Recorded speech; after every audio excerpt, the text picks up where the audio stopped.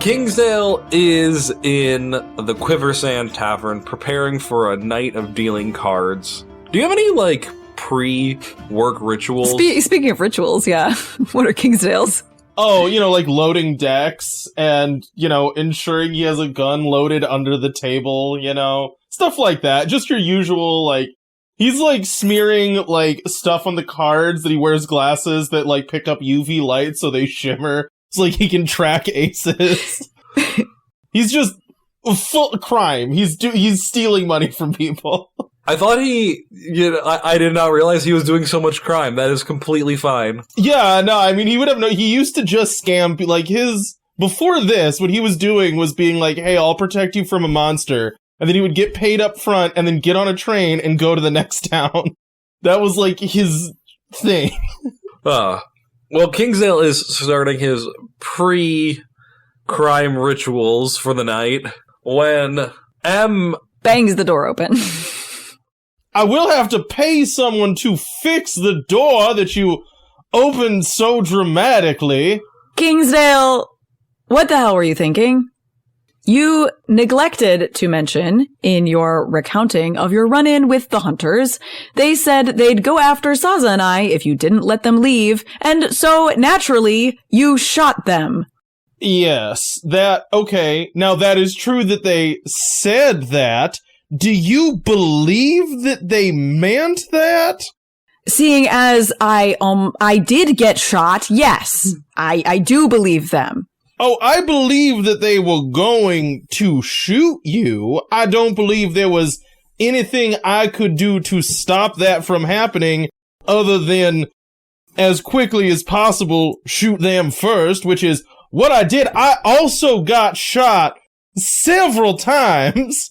So they had a dead man switch where somebody doesn't come out, and you said, let's press that switch. How many situations have you been in with a dead man switch? I'm curious. How many have you actually personally been involved in? That's not important. It is in this case, because I've been involved in several. It's a thing that happens frequently when hunting monsters. They'll try to rationalize. Is it? Yes, they're sentient and they fight back. I have spent my life in conflict, and frequently, yes, things try to kill you back. And they'll also try to barter for that killing to stop.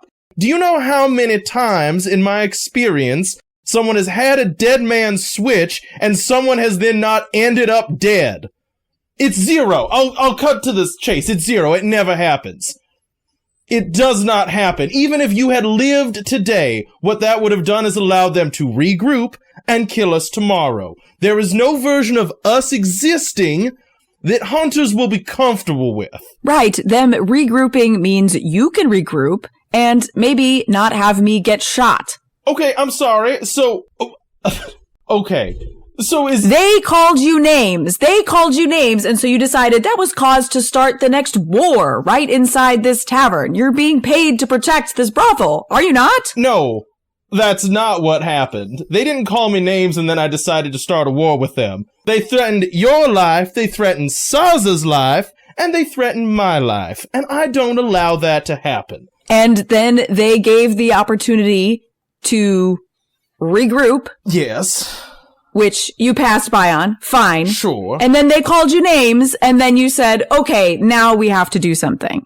Have you never been called a name before? You never worked it out after that? It is fully irrelevant. At the point of them coming into the bar and threatening us, they had to die. There's no middle option of them coming in, threatening us, and then walking away. Do you know why? Because then it's a thing they're allowed to do. And they will do it again. The next time we do something they don't like, they will do it again. The next time they want something from us, they know they can threaten us. That's why we have a gap of time where we can do something about it that doesn't end in me getting shot. Gap of time? They are armed. We are... Okay. Now look, I understand I come from a rough and tumble kind of life where things happen quickly. You wanted did you want a timeout in the gunfight? No, I wanted you both to figure out, okay, we've done our posturing, we've threatened each other. There's no posturing. We don't posture. We kill them. Now, immediately. There's no posturing. I did not posture. I told them they could apologize for their words and say that they did not mean them, or they could die. They picked the die option. Why? But I was involved. I did not need to be involved. You're involved. We're all involved. Do you think it's just me that's involved? Or is it just me and Saza that are involved? Who is involved in your mind besides you, me, and Saza? I don't want to be involved in the shooting part. That's your job. Well, yeah, I guess technically, it is my job. I just did not realize that meant that... I guess I did not realize that meant that my job had to be done at the discretion of only your safety. Not only my safety, Saza also could have gotten shot. Saza is a demon who is running a brothel in a town where there are hunters. I assume Saza knows, and correct me if I'm wrong here, Saza, there is a chance at some point, given the things that we do and the things that you do, that someone might try to shoot you. Saza, in the meantime, came in like not long after this started and has been just trying to get the door back on the hinge.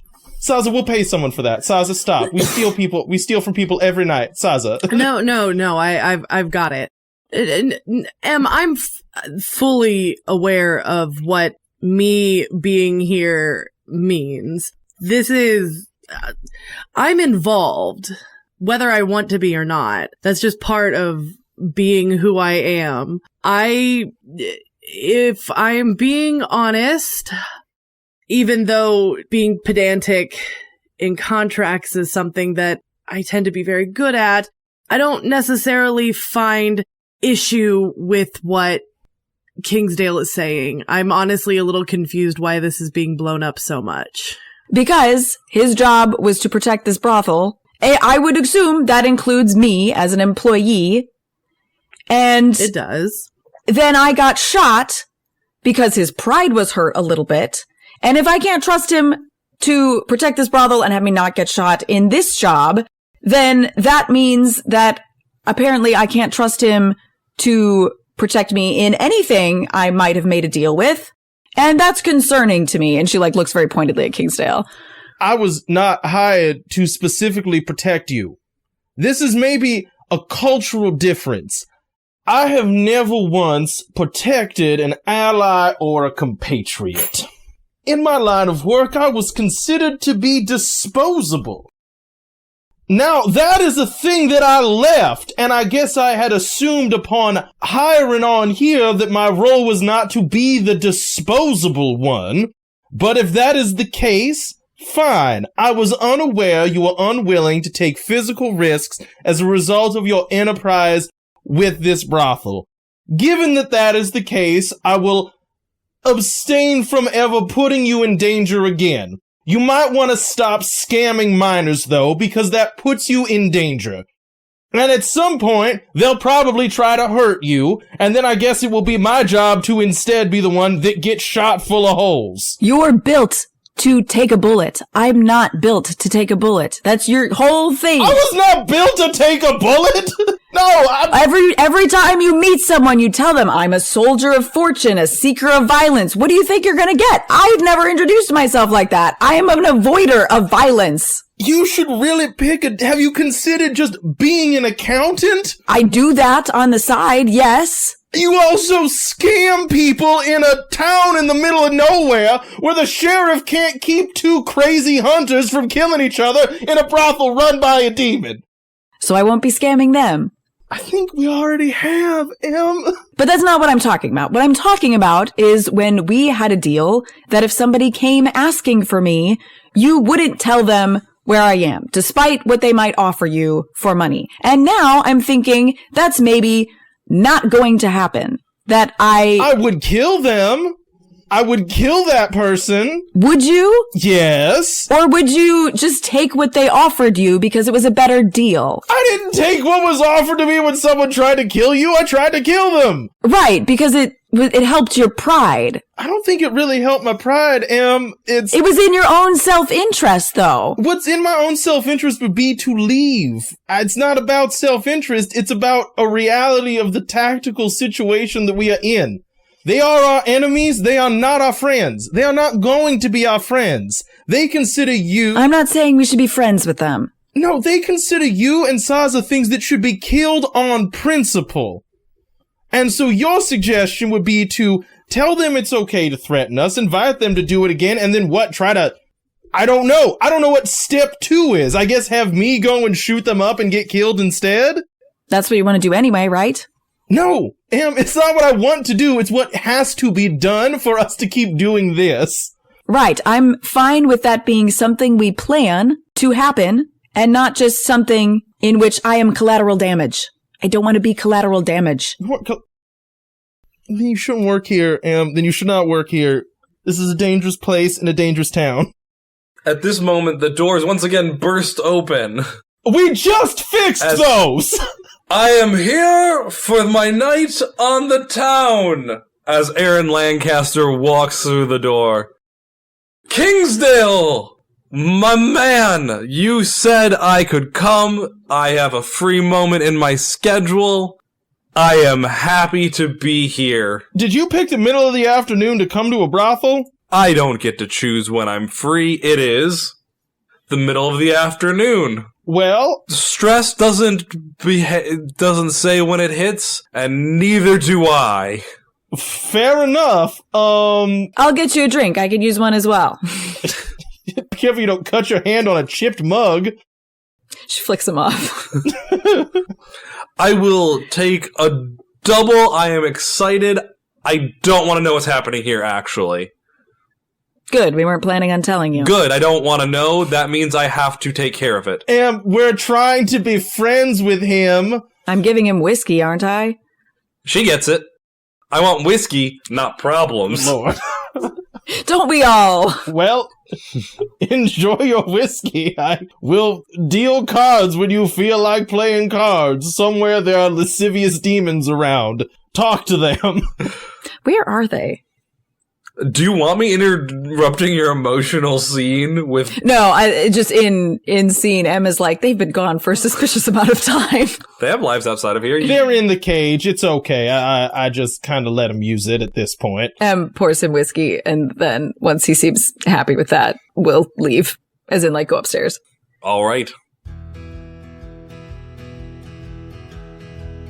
You get a reasonable amount of blackmail for a government official sleeping at a demon brothel, as you had hoped. Did we get pictures of him? Because, like, my plan was to get pictures of him. Did that happen? No, because he's fine. He's not married. Is he married?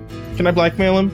He's not married now. Okay, well, then never mind. You can blackmail him if you want. Well, no, we'll certainly hang on to that in case it's ever, like, that's a point, right? We're running a salacious business. Yeah. So yeah, we definitely have something on him. That is fine. Yeah. That is fine. Can I count that as like playing the game? Is that like a debt? Yeah. Owes us a debt for not ratting him out for being here and having a good night. It's a future debt that hopefully we can cash in at some point. Alrighty. Kingsdale, what you about? I want to go to whatever the, like, weird store is. There's, like, The Shadow Emporium. There's, like, a weapons store, right? Yeah, the Shadow Emporium. Yes. I'm just making sure I remember people's names. 2 bits. Yep. Is the giant mouse? He is a killer mouse. It's a desert animal I looked up. All right. They look like mice, honestly. Like, for being called killer mouse, they look like mice, you know? Maybe it's a grasshopper mouse? Yeah, they just look like mice. Northern Graphouse. Yeah, that's just a mouse. That's just 100% a mouse. You're like, oh, something named the Killer Mouse. You're thinking something like Raticate, you know, big teeth, little scary. No, it looks like a mouse. Looks like a house mouse. Yeah. Just looks like a straight up mouse. Yeah. So, 2-Bits with his coppery gray coat and his little spectacles is sitting there flipping through a book as you enter the Shadow Emporium. I do not remember his voice, so we're just going to go with what I got. Just do your best mouse voice. Hello. Okay, that. That also works. So mean. What, do you want me to talk like Mickey Mouse for 45 minutes? Kinda, yeah, a little bit, but that's okay. You don't have to. You don't have to do it for me. It's fine. Good afternoon. In the employ of my profession, I'm frequently getting shot at. Is there any chance you have, like, something resistant to stabbing or shooting or getting blown up? I just need something kind of resilient. And also, if you could give me something like lightweight, maybe collapsible, easy to hide, that would be cool. Quick question. How much of this is, like, literal move stuff you're getting from your class? None. What do you mean? Okay, I didn't know if this was like a level up that you're role-playing through, and the answer has to be yes. No. This is me trying to buy armor. Sorry, this is me trying to buy armor. Okay. So I just wanted to make sure that you're like, hey, like my class says I get this, I'm giving a narrative justification versus... No, I'm not doing that yet. Cool. Roll me a... on the town roll, whatever. Hit the streets. Doop, doop. What circle is this guy? This guy is... Mortalis. That would be a 7. Cool. I believe that it's more costly than you anticipate. Okay. So, you seem to be a hunter by trade? I was, yes, at a time, yes. Do you need something hunted? No, I was saying more as in, you're not going to want run-of-the-mill stuff, you're going to want stuff that can protect you against the means of magical and mundane. You see him pull out a giant book that's like double his size. He opens it up. Let's see. He starts flipping through all of the catalog. So you'll want something that can... Are you predominantly fighting just creatures of the night, or is it more all-purpose than that? Kingsdale, leans on his little counter and goes, "We're fighting everybody, man. We're fighting everybody." Alright, so the difficulty in that is bullets are relatively new in the scheme of things. I know they've been around for a while, but, magic hasn't fully caught up with them yet. So they can puncture through that pretty easily. However, I do have something that might work, though it is quite pricey and would need... It's a little bit pricey, but I think it should protect you from bullets, knives, general slashing from magical creatures. I don't think it will have any really stopping against ghosts, but that's always hit or miss. Honestly, I did not know it was an option. Do you have ghost armor? That's a completely different thing, but yes, we have some ghost armor. We'll talk later. I have many questions about that. So I'm going to say that this armor, so if you want to get this armor, it will cost you 2 debts, but will give you an armor reduction of 1 against everything, or an armor of 1. Okay. And it's mostly across the board. There are some things that will ignore it, but in general. Sure. What does it look like? Physically, what is it? What do you want it to be? Why don't you tell me? Cool force field. I want it to be a cool force field. I want it to be like a cool force field amulet. Could it be a cool force field amulet? I want it to be a cool force field amulet, not a bag of nickels. I don't want it myself to sound like a bag of loose change when I walk around. That's my only thing. Okay. Chainmail it is. It's loose quarters, not nickels. So he takes you to and shows you this intricately carved amulet from some deity or another with the hundreds upon hundreds upon hundreds of deities out there, it is not one you immediately place. But you understand the religious symbology enough to see that it seems to be an amulet of protection, and it looks well used and well tested in a way that gives you confidence in it, not that it doesn't work. As soon as you place it around your neck, a small shimmering force field of pastel purples and blues and greens that are translucent comes around you, offering a protection from both magical and mundane means. So this armor will protect you. It's it won't protect other people, obviously. Any other questions about it? Yeah, Kingsdale hands him his knife and goes, "Stab me." I mean, I guess, and he tries to stab you. How much damage does your knife do, typically? Does it work? Yeah, it works. It does 1. I was just making... It's not the gun that does more by default. I was gonna have him shoot me, and I'm like... It was gonna do 2, could you tell? That does technically do 2 just off the bat, you know? Could you tell that it was gonna reduce the damage by 1? So he, in his little mouse paw stabs you. It's not, the most deft... He's not the most deft hand at using knives, but it's enough that it... Oh. What's this little guy's name? 2 bits. 2 bits. 2 bits for amulet of non-stabbing. And magical protection, right? Like if somebody shot a fireball spell at him, it would reduce by 1, right? Yes. Okay. Kingsdale walks out and is like, I need to start dealing cards more. This is getting expensive here. Just wait till he gets into little guys. 3D printers don't exist yet. He's got to go straight from the source still. Little guys are just shrunken people by magical means. It's horrifying. We'll make them play chess. It's very fun. It's just going to be Night at the Museum. They're all those guys. Right. All right.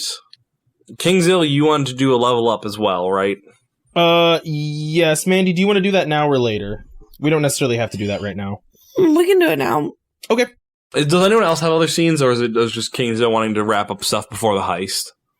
I think it's fine. I think it's mostly just Kingsdale wanting to wrap stuff up. That is completely fine. I just wanted to make sure, because if other people had scenes, I'd slot other people in. But Kingsdale and Saza, so it is another day. It is close to the train heist. The time is quickly drawing upon you as you find yourselves... Are you imagining this in the day or night? Probably in the day. Not while there's people around. I figured it wasn't while people are around either way. I didn't know if it was after closing or before opening. So you find yourself midday having a break in your busy schedules of running this brothel when Kingsdale knocks on your door, Saza. Come in. Hello. I wish to discuss something with you that is maybe a little bit awkward. I'm concerned of the direction this is heading in. You should especially be. After all of that polite discussion between you and M. Right. Well, here's the thing.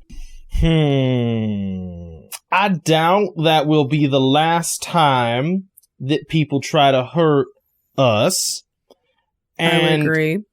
Well, I don't expect to be the only person who gets shot at and hurt. I am not unaware of the reality that will probably happen to me again at some point. Well, especially if you seem to be the one picking the fights. Not that I'm saying you shouldn't necessarily. I mean, I hired you for a reason, but especially if we're trying to keep M out of the line of fire, I certainly could see that happening. Yes. So, you're a demon, right? What gave it away? Well, everything about you. You know, the horns, the mannerism. Yes, please. And now I have academically researched demons several times. You might say that I have a passing interest in them. I'd probably say more than a passing interest, but yeah. I don't know where this is going. Frequently dealt with those who have made bargains with demons. Okay. So I'm wondering, what might the terms of said bargain be for me to reap the rewards of your patronage? Saza, slowly smiles. That look, I don't like that look. That concerns me. It should certainly concern you, but I have not considered what that would mean. So I could set my own terms then. Oh, certainly not. Well, now, some negotiation should be fair. Obviously. Now, already I work for you in some sense, just not in that way. So, I think at the moment I am fine with being compelled to be on your side. I think that would be an obvious term of a contract. We could certainly put your employment and the terms of your employment into a more normal to me contract, I suppose. All right. Now, what would a disillusionment of that arrangement look like to you? Typically. Oh, if you wanted to back out of it? If I wanted to quit, yes. Oh.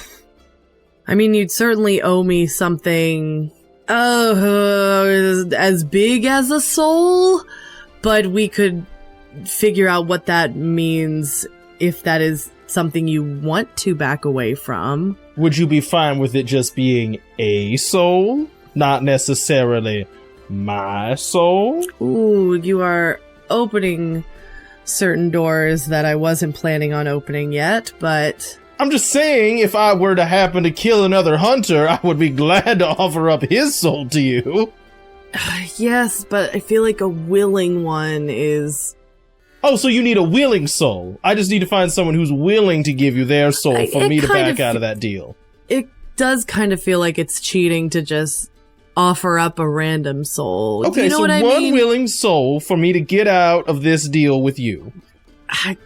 Yes, I think that would be an equal give and take in terms of getting out of a contract. Technically, that's not what the rules say, but that's fine. I like it. Oh, well, I don't have them up. Sorry. No, I'm just looking at... No, it's fine. I was just, looking up generically what we should talk about. And then, other than that, I assume then probably a assumption of my willing participation in the running of this establishment. Yes, like I said, it kind of feels like if this is something you are interested in, it's formalizing it on my level instead of on your level. Well, now that just seems fair, doesn't it? It does. I mean, it certainly has its perks to have a patron. I will say I am not nearly as high ranking as the person that I work for, so I don't know exactly how much I'll be able to give you, but I can certainly offer levels of protection. You've got a face. I was reading the rules and I can fly, so, I just wanted to put that in there as just a thing about this move. So, yeah, I mean, that just feels fair. Yeah, I feel like this is a fair arrangement for my services. I'm not going back to being a hunter. That ship has sailed. What with the killing of them, and I feel like I have to kill more of them, probably. Hopefully not, but I doubt that they are just going to agree that we're friends now. So, do I, is it blood? Do I have to, cut myself, or? There's that way of signing the contract, or in my case, there's the more fun way. That's where we'll end. Alrighty. It is the day of the big ceremony. Where are you all heading for this?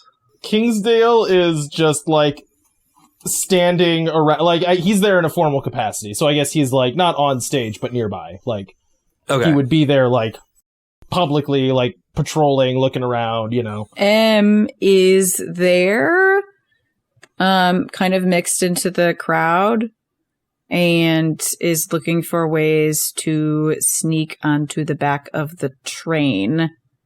She has the god metal chisel that we have. All right.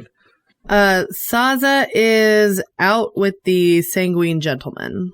All right, we will start in the crowd. M finds herself amidst a large swath of people who are all there, bumping and jostling. What is your plan to get to the back of the train? You're in the middle. There's the podium in front of you.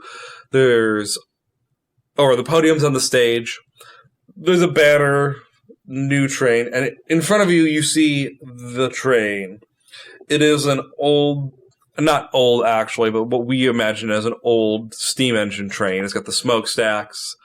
It's got that. Behind that, you have a tender full of translucent blue rocks, followed by a cargo car.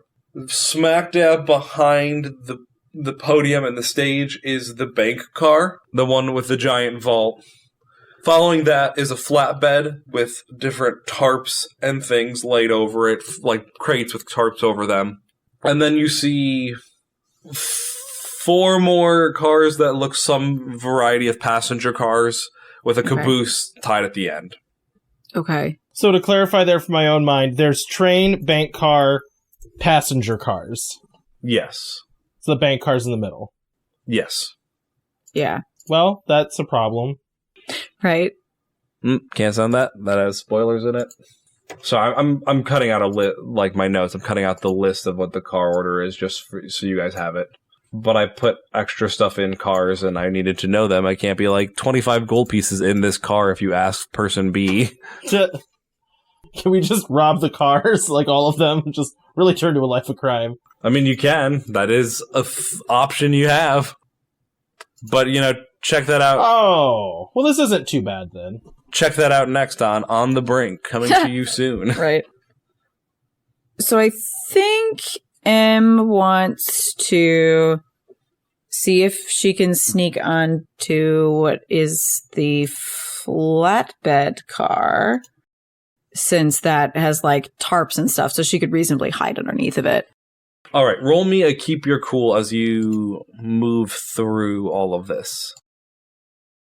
Okay. I was not prepared to roll dice. Sorry. I don't have my character sheet. I need to go find that. Hang on. Right. Keep it cool is good, though, because I leveled that up. I mean, it only matters if you roll a 12 plus. Well, fine. Well, and obviously she's gonna roll a 12 plus, so what's the problem? I rolled a 10.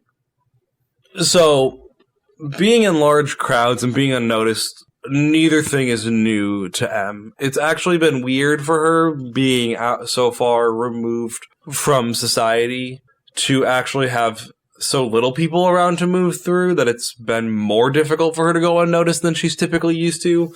But with this huge gathering of people, she's back in her element. She was born and raised in Bloodport, where people are milling about all the time. Big cities have a lot more people than small boom towns, even if it is a larger boom town.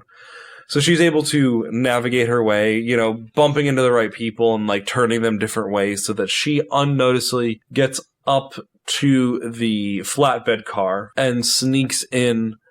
Roll me, just roll, say odd or even. Even. And then roll me a number. Not 2 dice, only 1 die. 2.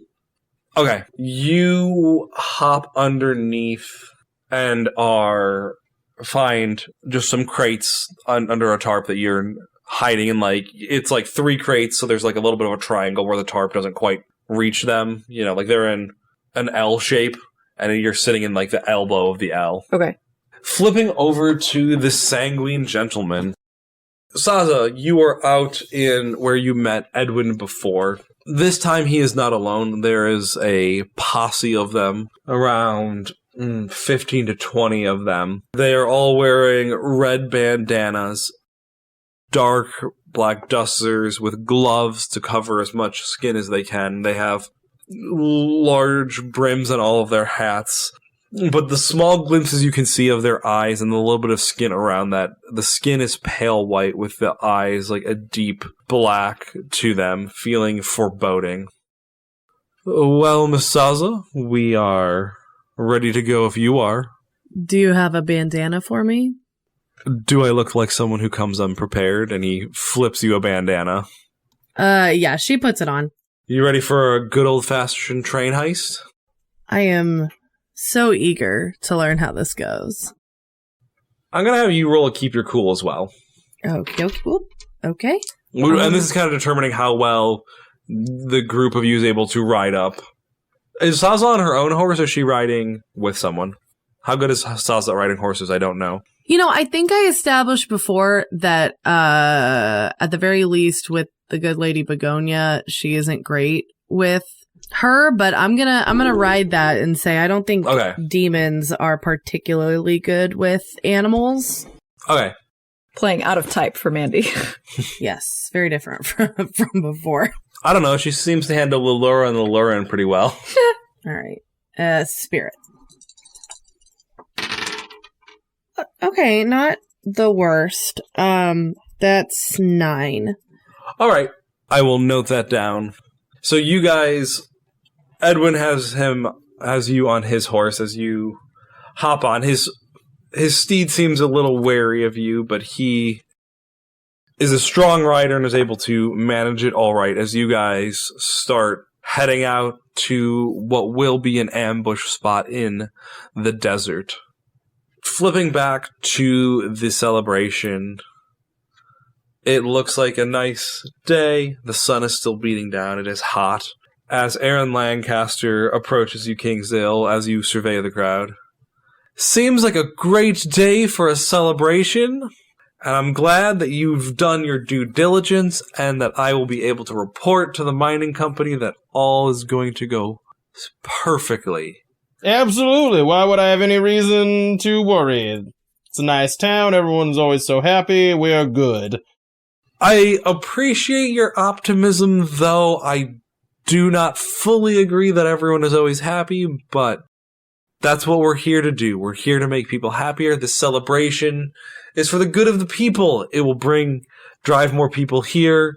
It'll show that we are not just the end of the line, but a stop on people's travels. Exactly. We agree fully. So, as the ceremony begins, the mayor comes out and he gives a speech, and it is rambly and boring and talks about the power of how working together we can do everything. You know, a lot of overtures to how great the mining company is and all they're doing for the town, and how they have not only built but are revitalizing every part of the town and industry as we know it. When you hear something in particular that catches your ear, Kingsdale, and not only is this new train car unbreakable, we, for the first time ever, will be using Godstone to fuel the train and exceed speeds that have ever been seen on a locomotive before. Okay. It will be like nothing you have seen. We will be able to go across the continent in not a week, nary it will only be a day. And at this moment, make me a figure someone out roll, Kingsdale. Okay. Kingsdale, actually not stupid. Yeah, well, the dice say otherwise. Hang on. I'm just gonna roll this dice twice, because that one's gone. That's a 6. I fail. Alright, so as you're sitting there, you were scanning the crowd, you were doing quite well. What circle is he? This is the mayor, he's Mortalis. Okay, it says, if you're in their circle, ask an additional question even on a miss. Oh! What can I say except you're welcome? I want to know who's pulling this guy's strings, kind of. Like, why is he doing this? Okay, that's cool. So you were scanning the crowd. You were doing your due diligence. You have not necessarily worked security for an event like this before, but you kind of know what fights look like in a very intimate way, so that you know when a fight's about to break out. But when the mayor started saying this, you're like, this feels weird, and you started like piecing it together, like, oh, this isn't like, this is like, this guy is in the pocket of the mining company. Okay. Like he's being fed stock mining company mines. Okay. Yeah, like it's to a point where it's like he's not a member of the mining company, but you can tell like pockets are being lined, palms are being greased to get this guy to do that. And that takes you out of your like surveillance for a moment, where it's like, this is like, this guy is just saying this out loud, like not even pretending to like be like we're a community, just saying how great the mining company is, where it's like they've killed people and done bad things. Yeah. When all of a sudden from the back of the crowd there is a group of people in hooded robes with pitchforks yelling, "Drop the Godstone! This is an unholy abomination! We do not agree with the consumption of a god's body in such a way," as they start pushing, like this group of like 10 individuals start pushing their way from the back of the crowd forward. No, that's perfect for me. I want to go up to, I'm actually going to grab the mayor if I can. Cool. Right? You can, yeah. I'm running security, and I'm going to roll worst things out there tonight, and I want to persuade an NPC of something. Yes. I think that is all fair. Straight up snake eyes. Nope.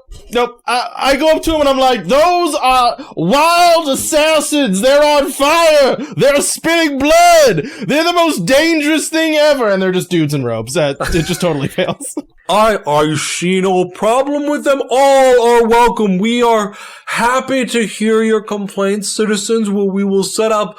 You're in the pocket of mining. You're not going to listen to us. You're going to silence us if they don't do it first.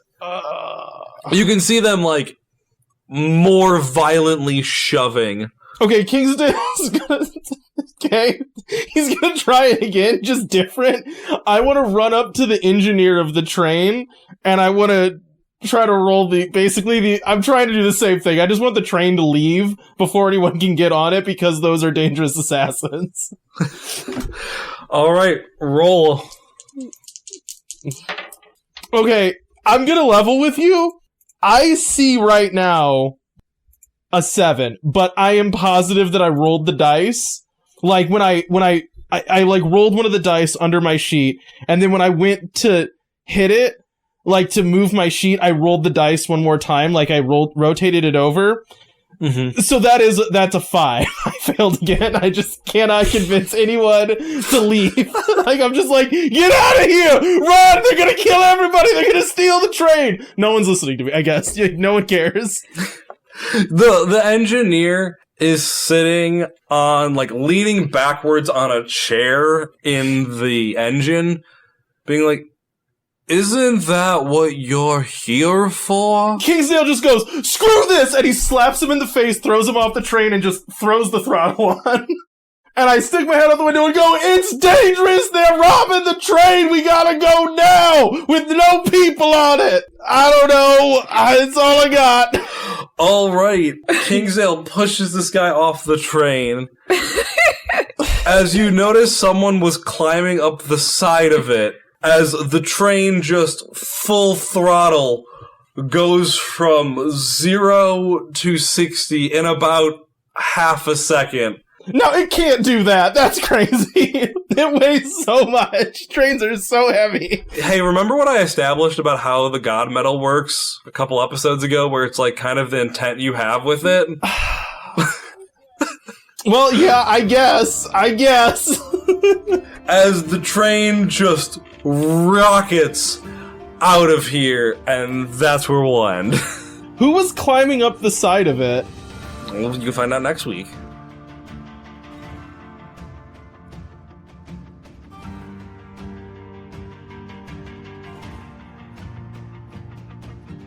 Hey Wanderers, thanks for listening to our campaign Desperation. As always, you can follow us on our socials, and if you like what you hear, leave us a review on your podcast app of choice, and tell a friend about the show. We hope you've enjoyed your time in Desperation. Just because it's the end of the line doesn't mean you don't have options.